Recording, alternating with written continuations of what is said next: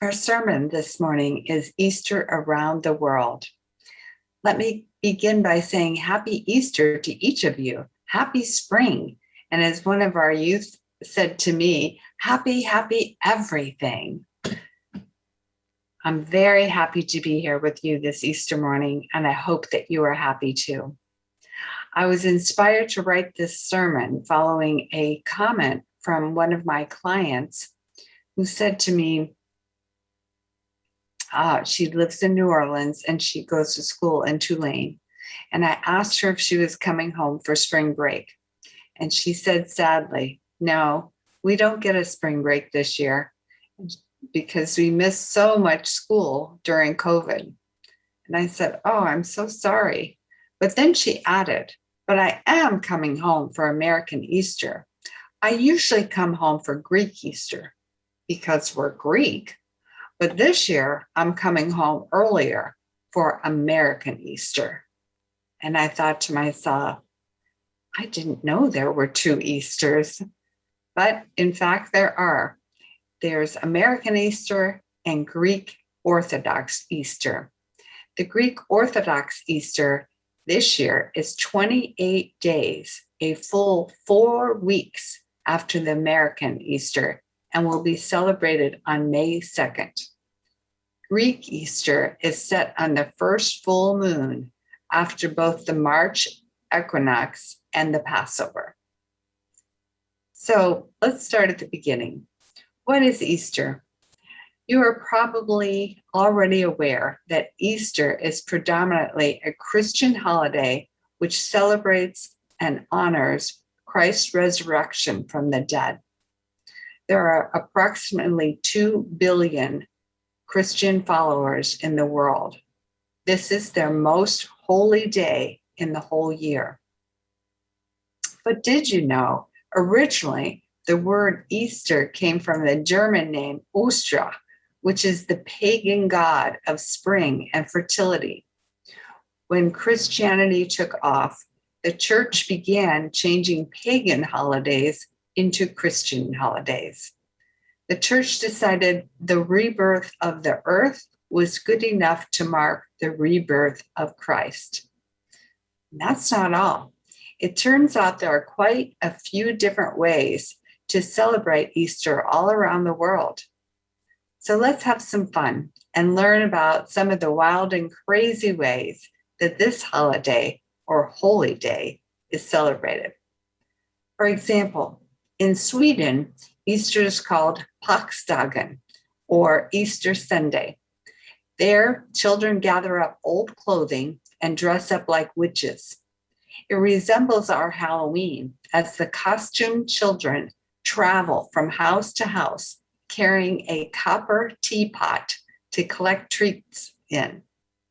Throughout the country, the egg, the symbol of life and resurrection, is featured in all Easter food and all Easter games. Many households have egg coloring parties and egg rolling contest, everything egg.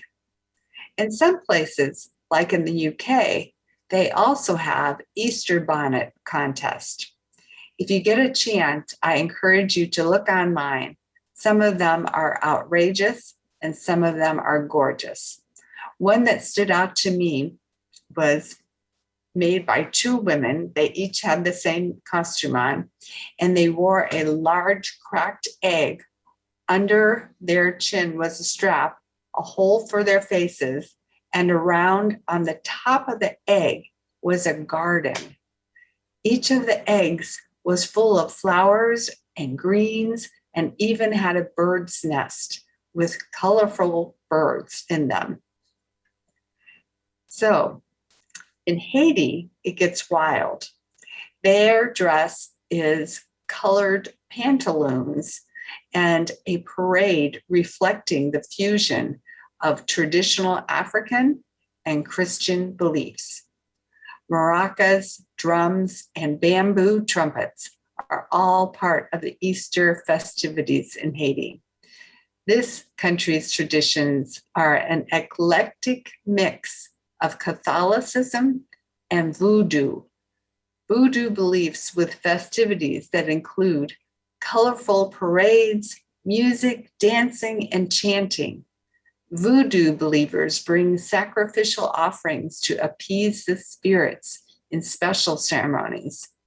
The video I watched of a Haitian celebration looked a lot like Carnival in Brazil or Mardi Gras in New Orleans. Then in France, the Easter Bunny is replaced by church bells that ring constantly from Good Friday through Easter Sunday. When the bells stop ringing, they are said to sprout wings, enabling them to fly throughout the cities, delivering sweet treats to all the children. In the south of France, the Easter celebration continues into Monday morning with a giant omelet that is cooked in the town square. This tradition dates back to when Napoleon came through their small little town of Hao, where he was served an omelet. Napoleon was so pleased with this breakfast dish that he ordered everyone in the village to collect all of their eggs and to put them together and make a giant omelet, big enough to feed an army, literally. The picture I saw from this year's omelet looked like it was at least 25 feet across. Everyone is invited to partake. And there's Poland. Poland has a tradition that dates back 1,500 years, drenching each other with buckets of water. This year it will be fun because it is 43 degrees there this morning, and it's going down to 37. Some years, of course, are much colder, but no matter, the drenching continues.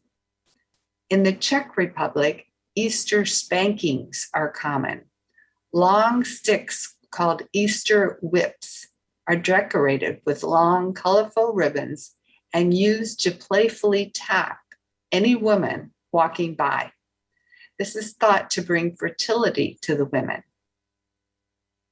Then there's Greece, where my client is from. A popular tradition there is dyeing eggs a deep blood red, representing the blood of Christ. Giving a red egg to a boy is a way of letting him know that you like him.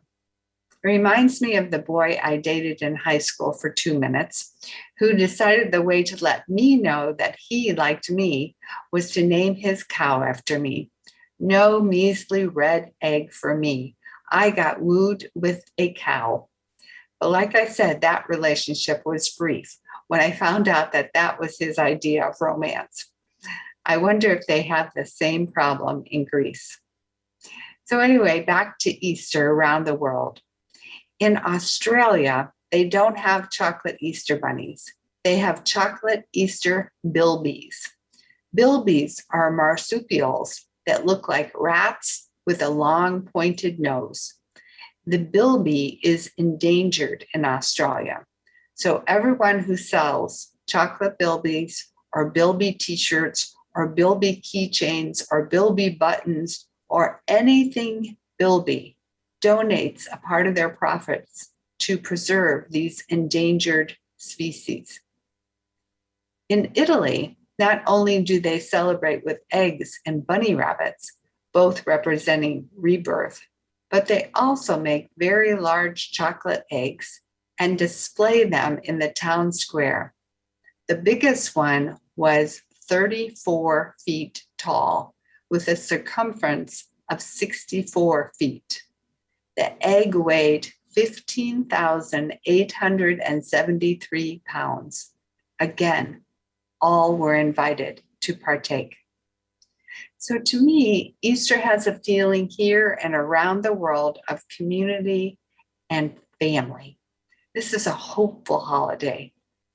It lets us know that resurrection and joy are possible. So let's look more closely at the Jesus story.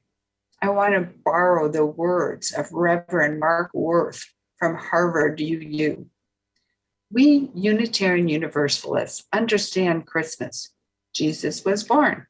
We understand Good Friday. Jesus died. It's Easter that's difficult. So here's my take on it. I believe in resurrection. And I'm here to tell you, I do too.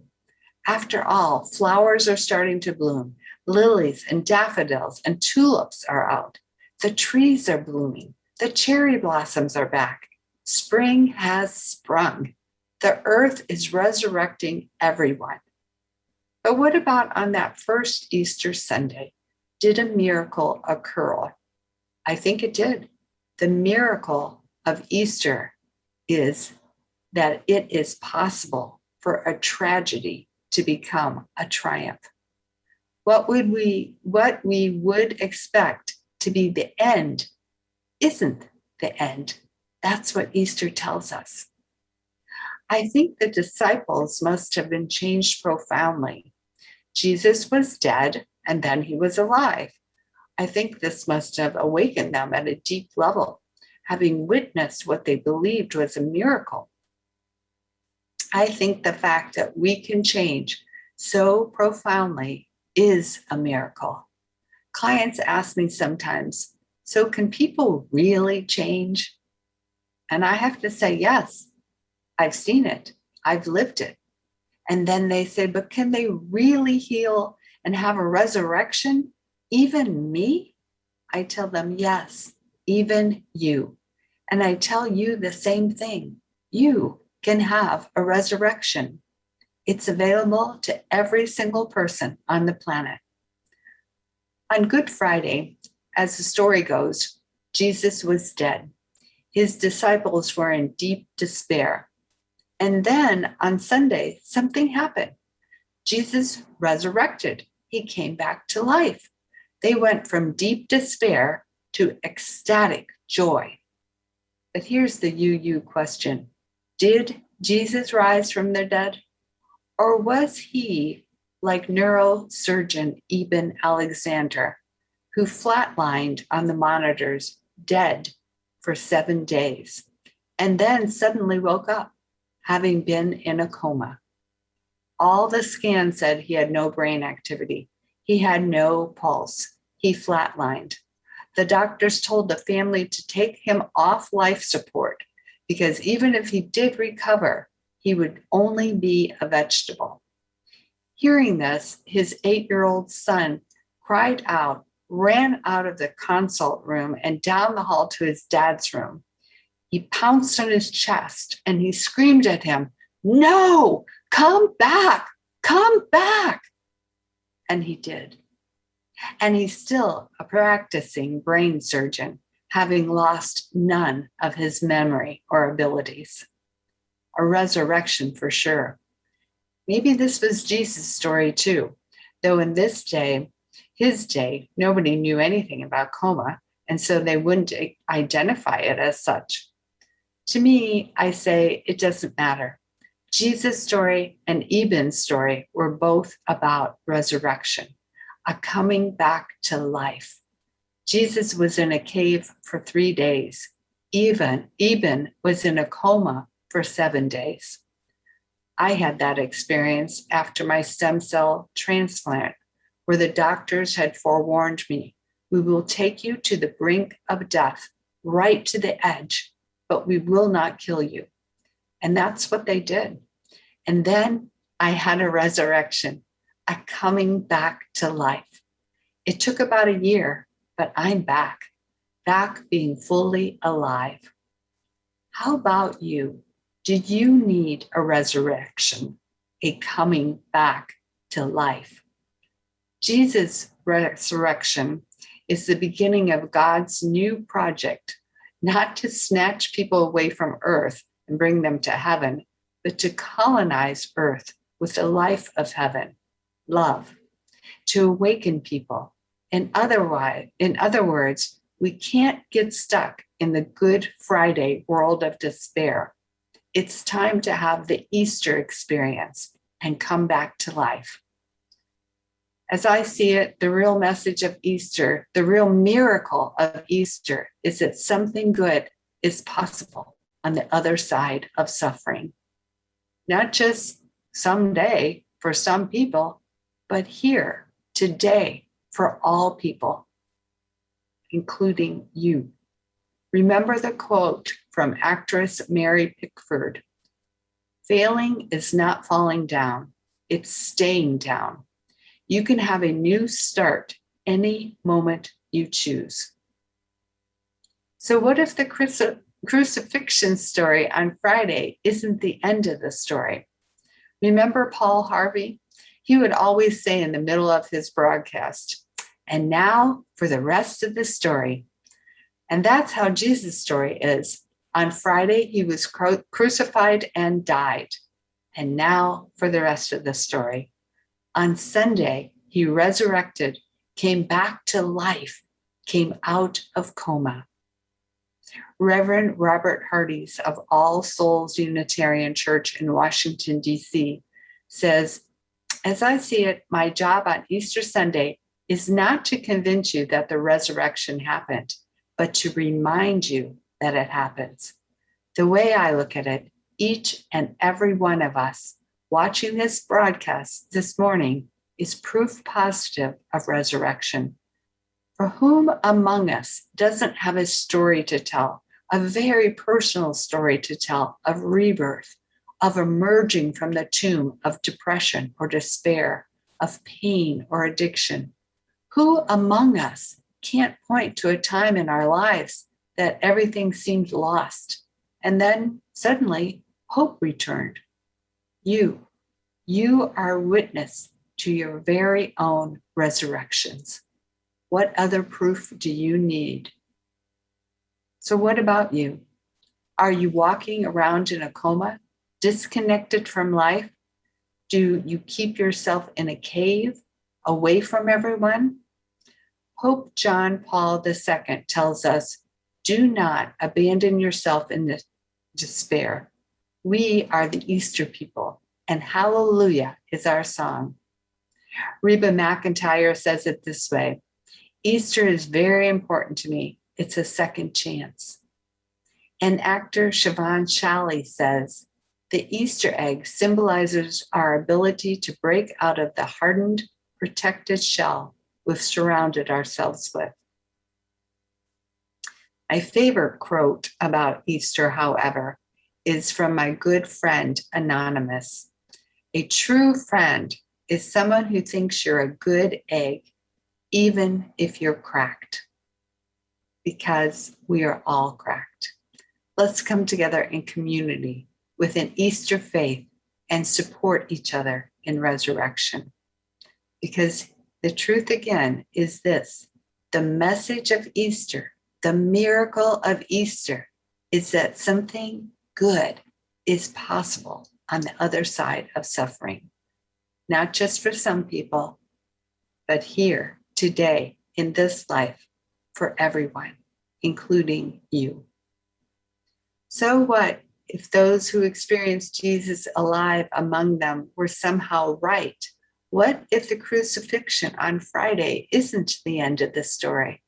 What if poverty or the loss of a job or a divorce or an illness or the death of a loved one isn't the end for you? What if addiction isn't the final word? What if there is resurrection? On Friday, there is only death and sorrow, but on Sunday, there is resurrection and joy. And that's what I'm talking about. Having an Easter experience in a Good Friday world. May we do just that. Resurrect, come out of our self-imposed coma and come back to life. May it be so. Blessed be, and amen.